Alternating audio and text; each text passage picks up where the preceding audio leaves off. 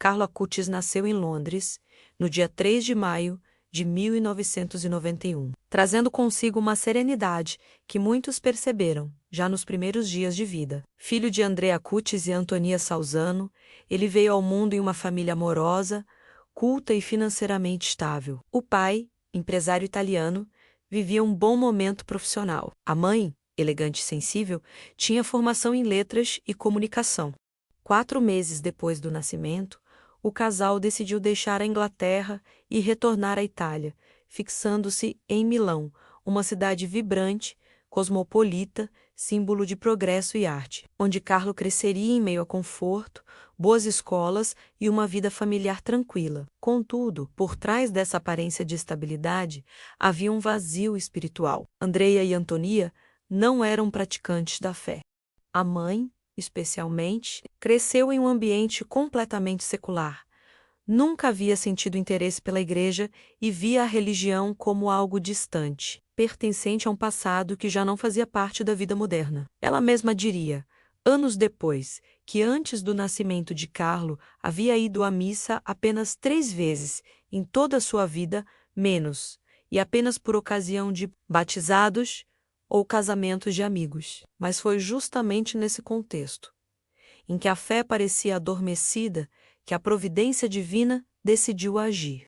A família contratou uma babá polonesa chamada Beata, uma mulher de fé simples, mas inabalável. Ela não falava muito de religião, não impunha doutrinas apenas vivia de maneira coerente com o Evangelho. Fazia o sinal da cruz antes das refeições, rezava discretamente o rosário, tratava todos com paciência e caridade. A presença dessa mulher seria determinante para o rumo espiritual de Carlo e de toda a sua casa.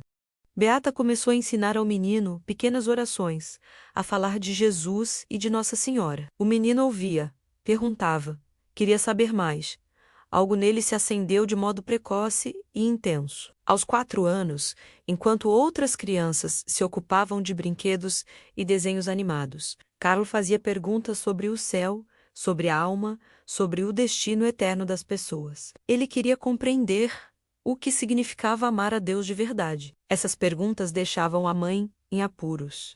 Antonia percebia que não tinha respostas. Via-se obrigada a admitir a própria ignorância religiosa. Movida pela curiosidade e pela necessidade de acompanhar o filho, começou a ler o catecismo, livros de teologia e vidas de santos. O que era, no início, uma tentativa de não decepcionar o menino. Logo se tornou uma redescoberta pessoal da fé.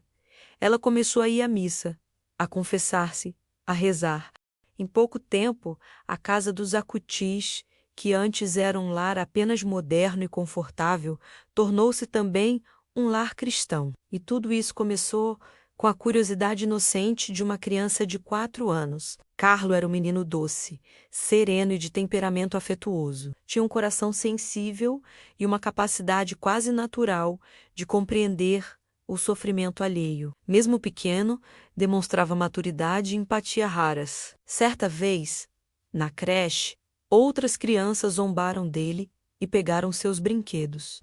Uma das babás tentou ensiná-lo a reagir, dizendo que ele precisava impor limites, mas Carlo respondeu com uma tranquilidade desarmante. Jesus não ficaria feliz se eu perdesse a paciência. Essa frase simples e profunda mostrava quem ele já era, menos alguém que buscava agradar a Deus em cada gesto, mesmo nas pequenas coisas. Era alegre, brincalhão, comunicativo, gostava de conversar, de fazer novos amigos, de inventar jogos. Às vezes, se distraía nas aulas mais monótonas, como qualquer criança, e criava desculpas criativas para escapar de repreensões. Mas todos notavam nele algo diferente.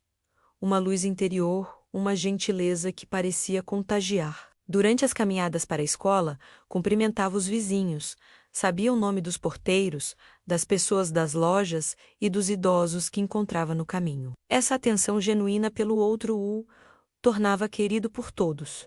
Ao ingressar no colégio jesuíta, Carlo surpreendeu professores e colegas com sua habilidade com computadores. Estamos falando do fim dos anos 1990, menos uma época em que a informática ainda engatinhava, mas o menino parecia ter nascido com o dom da tecnologia. Com pouco mais de 10 anos já programava, editava vídeos, criava páginas de internet e ajudava na diagramação das revistas escolares. Embora suas notas fossem medianas em algumas disciplinas, ele tinha um amor profundo pelo conhecimento. Lia livros de ciências, filosofia e religião. Aprendeu a tocar instrumentos musicais e, nas horas vagas, explorava programas e códigos. Tudo o fascinava, especialmente quando percebia que podia usar aquilo para algo bom. Mas o que realmente o diferenciava era sua consciência moral. Em uma aula de religião, durante um debate sobre o aborto, Carlo foi o único aluno a se levantar para defender a santidade da vida, argumentando com firmeza e serenidade que toda existência humana é um dom de Deus. Essa coragem, em meio a colegas que riam ou discordavam, marcou profundamente os professores. Ele também tinha grande amor pela natureza. Ficava indignado quando via alguém jogando lixo na rua. Recolhia garrafas e papéis das calçadas, das praias, dos parques. Era comum vê-lo abaixado, catando o que os outros jogavam fora. Também amava os animais. Cuidava de 2 gatos, 4 cachorros e vários peixes. Quando via um animal abandonado, implorava aos pais para levá-lo para casa.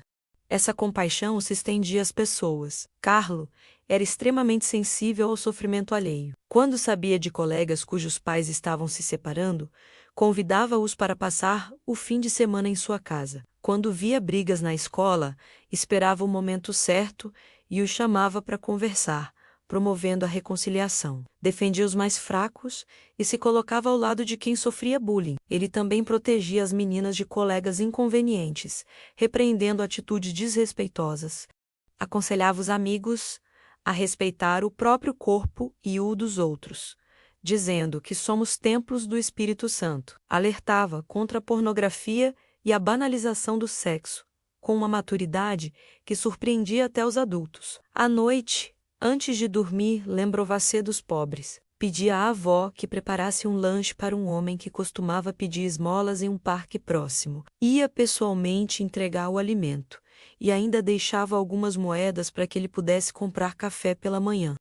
Em outra ocasião, quando recebeu vários jogos de aniversário, decidiu doar todos a crianças que não tinham brinquedos. A espiritualidade de Carlo se aprofundava a cada ano. Ele era fascinado pela vida dos santos, especialmente por São Francisco de Assis, e inspirou-se também nas palavras de Jesus, e dizia que o maior desafio de um cristão era vencer a si mesmo, dominar as paixões, o orgulho, a preguiça menos e transformar tudo em amor.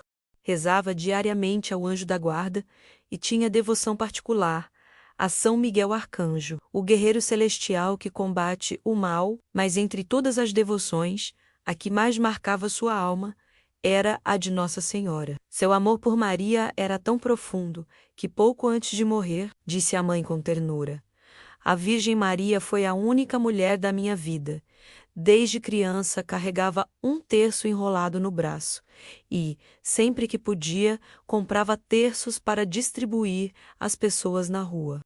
Acreditava que, depois da Eucaristia, o rosário era a arma mais poderosa contra o demônio. A Eucaristia, aliás, era o verdadeiro centro de sua existência. Carlo dizia que a Eucaristia é a minha autoestrada para o céu. Sonhava em comungar todos os dias e insistiu para fazer a primeira comunhão antes da idade recomendada. O bispo, impressionado com a sinceridade do menino, autorizou a cerimônia em um local reservado, o mosteiro de Bernaga, em Perego. Assim, aos 7 anos de idade, Carlo recebeu pela primeira vez o corpo de Cristo, um momento que mudaria completamente sua vida. A partir de então, começou a participar da missa todos os dias. Quando os pais não podiam acompanhá-lo, pedia a um funcionário da casa menos um hindu, chamado Resh, que o levasse. Resh tornou-se não apenas seu acompanhante, mas também seu amigo. Com o tempo, tocado pela fé e pela alegria do garoto, pediu para ser batizado. Carlo o ajudou a compreender a doutrina cristã e, Recife torna-se o primeiro fruto do apostolado de um adolescente que evangelizava com o exemplo. Carlo ficava inconformado ao ver igrejas vazias durante a adoração. Dizia: as pessoas fazem filas enormes para um show de rock, mas não conseguem reservar 5 minutos para Jesus no sacrário. Ele se perguntava como era possível tantos católicos não compreenderem a grandeza da presença de Cristo na hóstia consagrada.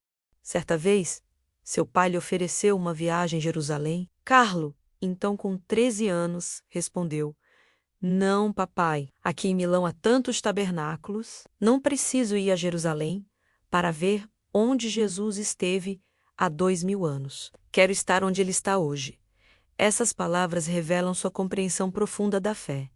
Carlo via a presença real de Jesus como algo vivo e atual, não como memória distante. Com o tempo, ele percebeu que podia unir sua paixão pela tecnologia à evangelização.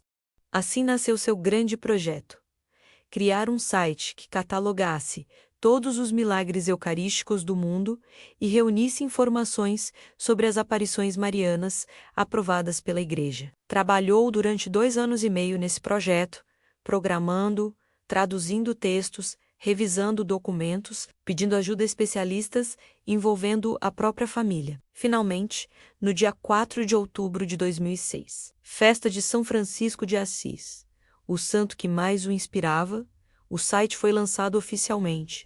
Carlo estava radiante. Mal sabia que aquele seria um dos últimos grandes feitos de sua vida terrena. Poucos dias após o lançamento do site, no início de outubro de 2006, Carlo começou a sentir dores fortes na garganta. Era o dia 1º de outubro, festa de Santa Teresinha, a santa que dizia querer passar o céu fazendo o bem na terra. Naquele mesmo dia, Carlo começou a viver a última e mais profunda etapa de sua missão.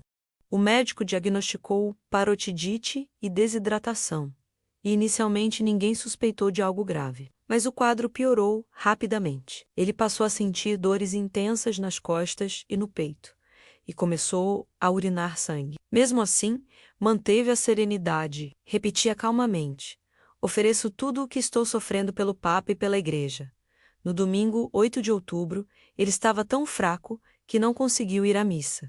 Foi levado para o hospital, onde novos exames revelaram o diagnóstico devastador: leucemia promielocítica aguda, uma das formas mais agressivas da doença. Os médicos ficaram alarmados com a rapidez da progressão. Em poucas horas, Carlo foi transferido para a unidade de terapia intensiva e colocado sob ventilação assistida. Mesmo diante da dor, manteve o mesmo espírito de paz e entrega. Pedia às enfermeiras que não acordassem seus pais à noite, para que pudessem descansar.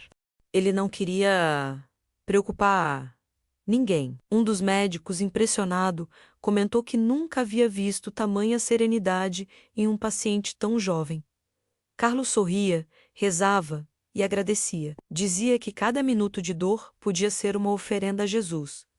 Pouco antes de ser internado, em uma conversa gravada com amigos, ele havia dito algo que agora soava profético: estou destinado a morrer cedo, mas quero viver minha vida inteira unido a Jesus. Essas palavras se tornaram uma espécie de testamento espiritual. Durante o tratamento, Carlos suportou a dor com uma calma sobrenatural. Quando os médicos perguntavam sobre a intensidade das dores, ele respondia: há pessoas que sofrem muito mais do que eu. Ele não reclamava, não se desesperava. A cada momento, oferecia tudo pelo Papa Bento XVI, pela Igreja e pela conversão das almas. Os dias seguintes foram de angústia para os pais. A mãe, Antonia, rezava incessantemente. Recordava as palavras que o filho repetia: a tristeza é olhar para si mesmo, a felicidade é olhar para Deus. Essas palavras, ditas em tempos de saúde, agora ecoavam como força em meio à dor. Na madrugada do dia 10 de outubro, Carlo recebeu a unção dos enfermos, pediu perdão por qualquer ofensa que pudesse ter causado a alguém e entregou-se totalmente à vontade de Deus. Quando percebeu que sua morte se aproximava, olhou para a mãe e disse, com voz serena: mamãe, não tenha medo.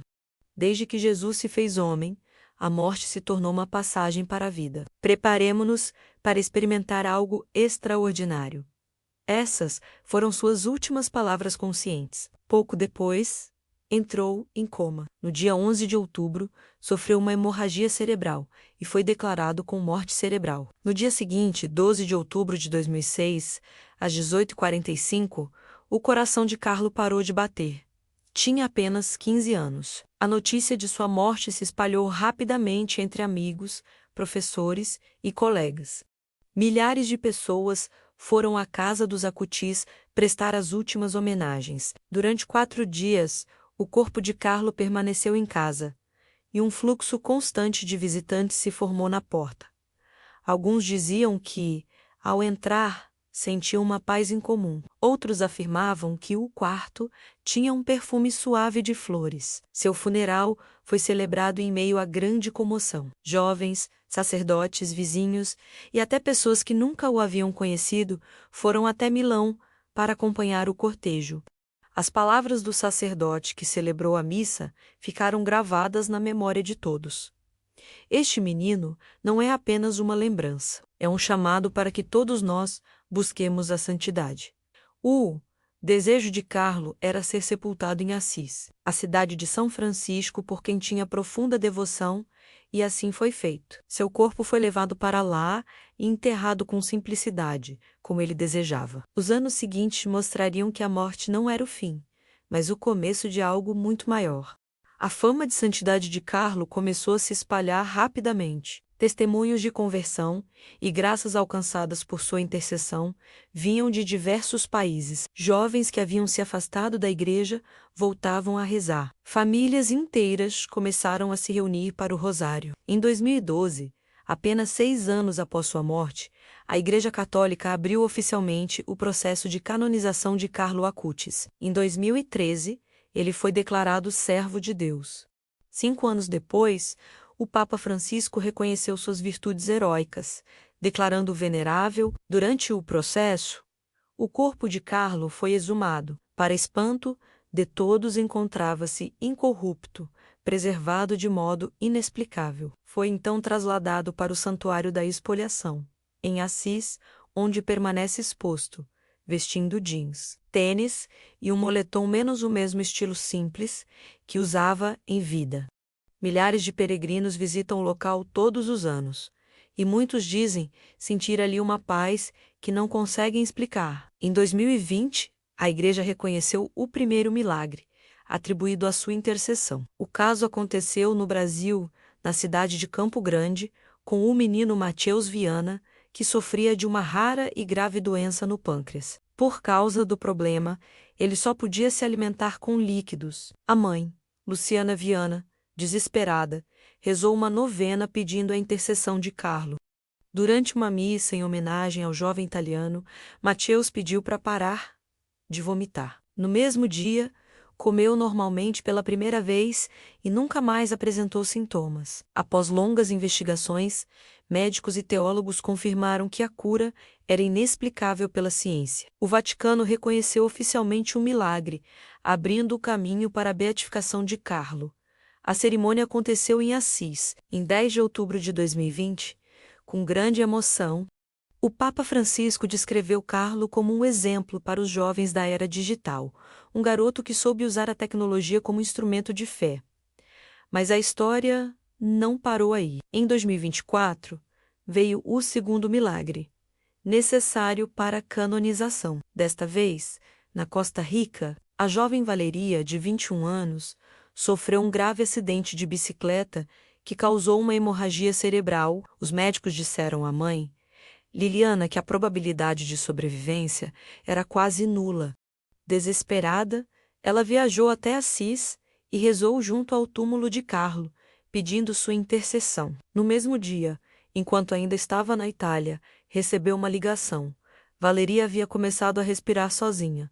No dia seguinte, já conseguia caminhar. Nenhum sinal de hemorragia restava. Em 23 de maio de 2024, o Papa Francisco reconheceu oficialmente o segundo milagre e aprovou a canonização de Carlo Acutis, tornando-o o primeiro santo da geração millennial. A notícia correu o mundo e emocionou milhões.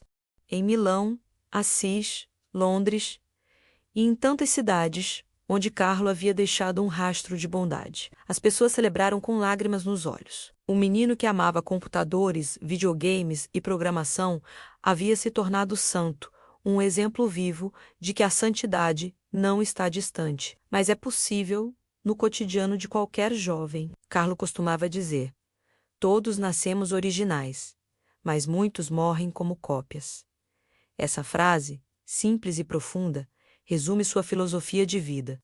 Ele acreditava que cada pessoa tem uma missão única, um chamado singular de Deus, e que a verdadeira felicidade consiste em descobrir e viver essa missão plenamente. Sua mãe, Antonia, hoje viaja ao mundo compartilhando o testemunho do filho. Ela conta que Carlo costumava pedir à família que o levasse à missa todos os dias e que fazia questão de se confessar semanalmente. Dizia que queria estar sempre pronto, porque não sabemos o dia nem a hora. Para Carlo, a santidade não era uma ideia distante, era algo prático, cotidiano. Ele acreditava que cada ato de amor, cada pequena renúncia, cada gesto de pureza podia transformar o mundo. Hoje, milhões de jovens acessam o site que ele criou, o mesmo projeto que começou em seu quarto, diante de um computador simples. A exposição digital dos milagres eucarísticos já percorreu dezenas de países e tocou incontáveis corações. No Santuário de Assis, onde repousa seu corpo, peregrinos de todas as idades se reúnem para rezar. Alguns deixam flores, outros cartas. Muitos simplesmente se ajoelham em silêncio. É impossível não se comover diante de sua imagem. Um adolescente de tênis, rosto sereno, com o terço no pulso, símbolo da pureza e da simplicidade que marcaram sua vida. Carlo Acutis viveu apenas 15 anos, mas viveu cada dia como se fosse o mais importante. Ele nos ensina que a santidade é acessível, que não depende de idade, riqueza ou fama. Ensinou que é possível amar a Deus plenamente, mesmo em meio à tecnologia, à internet e às distrações do mundo moderno. E talvez essa seja sua maior mensagem, que a vida é curta, mas pode ser infinita quando vivida em união com Cristo. Porque Carlo não foi um gênio apenas da informática. Menos foi um gênio do amor. Um jovem que transformou o comum em extraordinário, o cotidiano em oração, a internet em caminho para o céu. E é por isso que ainda hoje, em tantas partes do mundo, ecoa sua voz silenciosa. A felicidade é olhar para Deus,